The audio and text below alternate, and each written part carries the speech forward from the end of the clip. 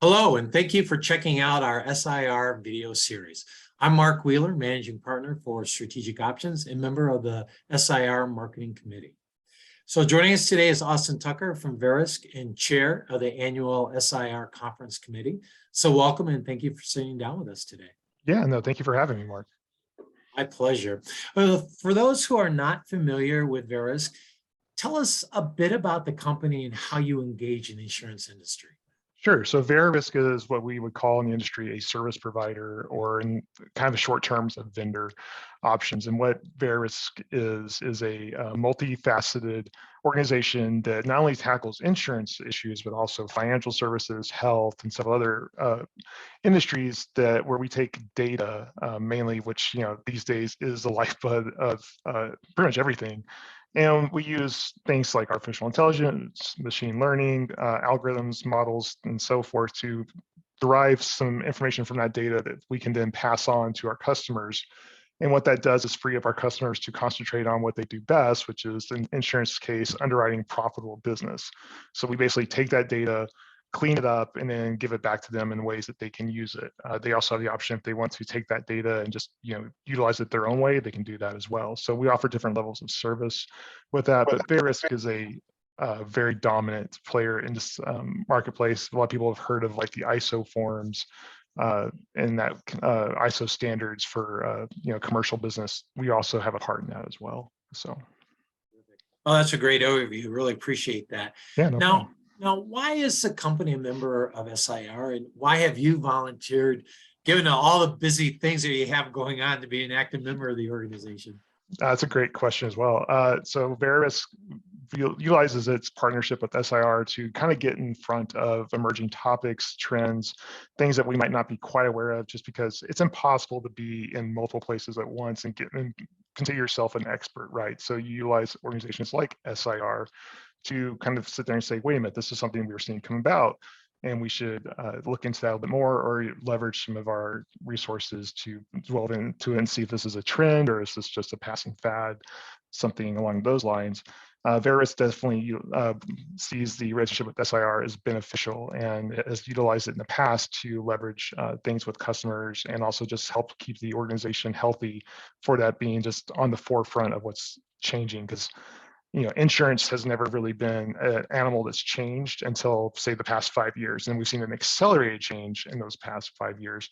And our relationship with SIR here at Verisk has allowed us to not be caught up so behind that we're just, going the way of the dinosaurs at this point. Because I think everyone will agree that change has accelerated a lot, especially in the past 2 years with COVID and the restrictions that were put on the pretty much everything in the past couple of years. That's caused us to change the way we do business and the way we look at things. So.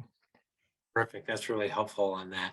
Now, this year's conference is in Las Vegas. It's October 16th through 18th, and it's titled Let Research Play a Hand.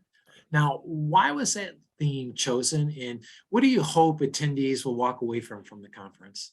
Yeah, so the theme was kind of poured over by the committee.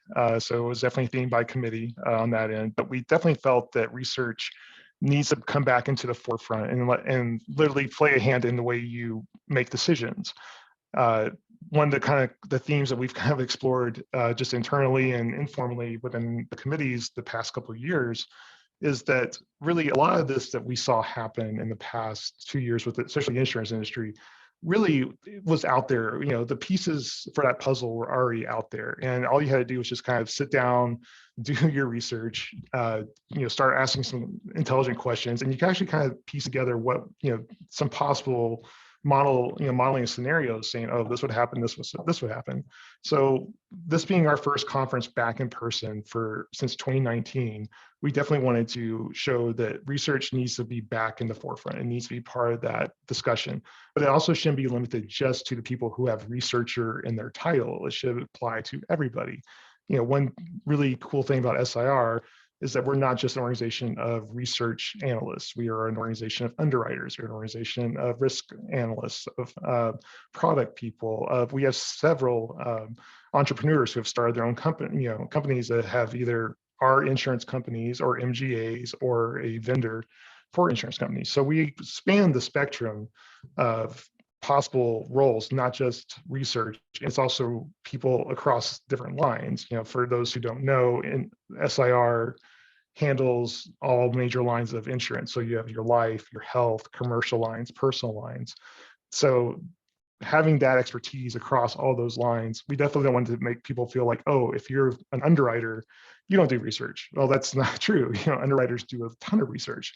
They may not see it as research, but it really is them doing research. So we definitely wanted to make sure everyone felt inclusive into this, but also that research is a big part of your job, and that let's give you ways to actually do that better, give you some more contacts, give you some more methods to do better research or better thinking to help you kind of tackle these new, the new kind of ways we have to do business now. I mean, our business model has become fluid. A lot of people would probably beg to differ on that, but I think the last, especially 2 years, I'd say probably 3 years, has shown us that we've got to be more fluid in insurance, and to be more fluid, we have to think in new ways, and think in new ways requires research. So it's all cyclical. It comes back to your research on that end.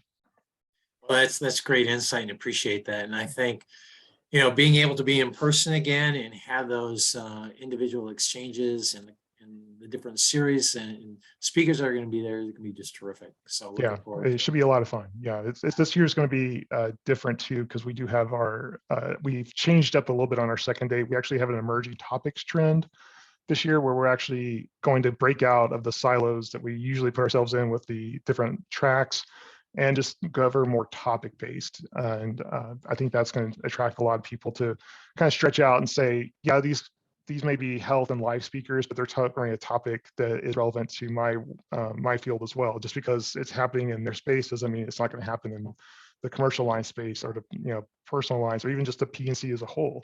So we're definitely looking to expand just the way we do our outreach to people by kind of taking down those silos and showing, hey, this is an industry problem, not just a certain lines problem. So I think it'll be a lot of fun. Also, it's in Vegas, so you can't really go wrong with that.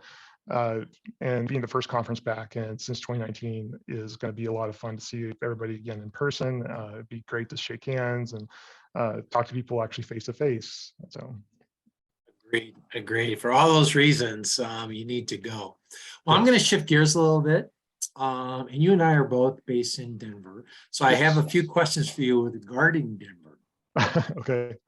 So from a local professional sports team perspective, are you a Broncos, Avs, Nuggets, or Rapids fan?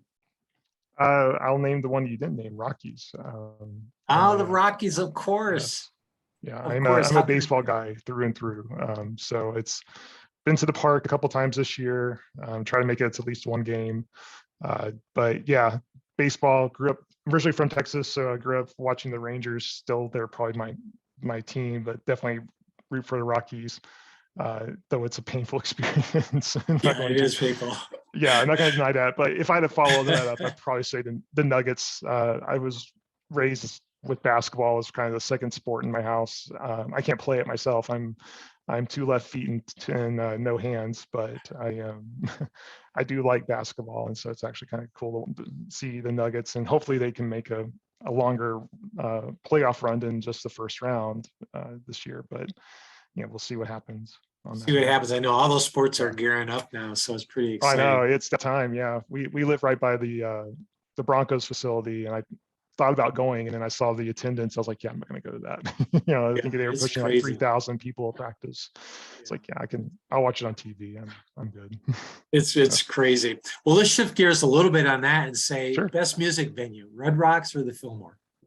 I would have to go Red Rocks. That was actually I had never been to Colorado until about 15 years ago, and we actually came up for a concert and went to Red Rocks. So it's got that little special place in my heart just for that reason.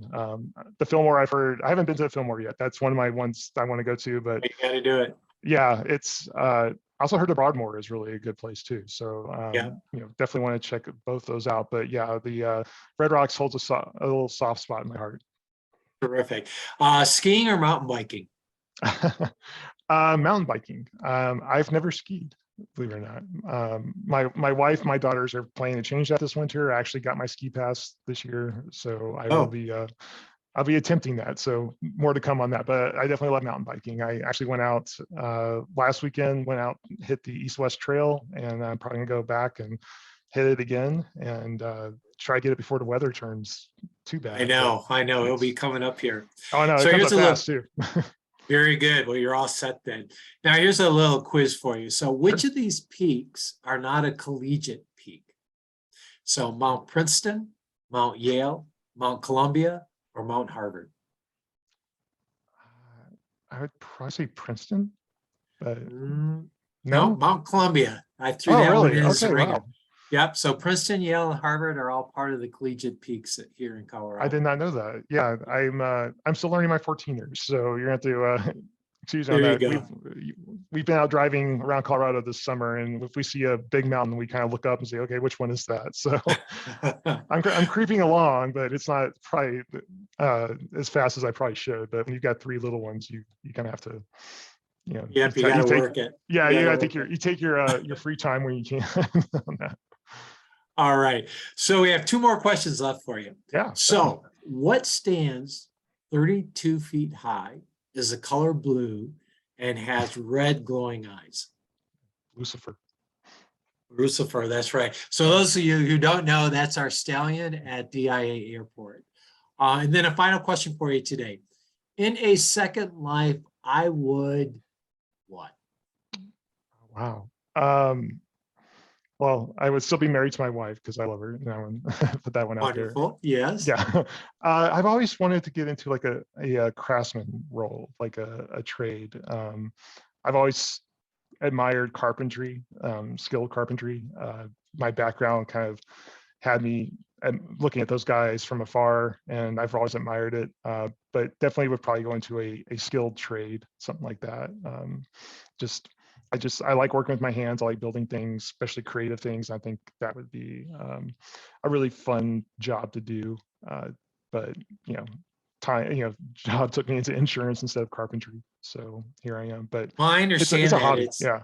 Yeah, no, that's terrific. Well, thank you so much for sharing about the conference, sharing about the company, and a little bit of peek of an insight into who you are as well. So we Yeah, look no forward problem. to the annual conference, October 16th through 18th at the MGM in Las Vegas. So with that, we have a wrap. So thank you very much. All right. Thanks, Mark. Thanks for having me.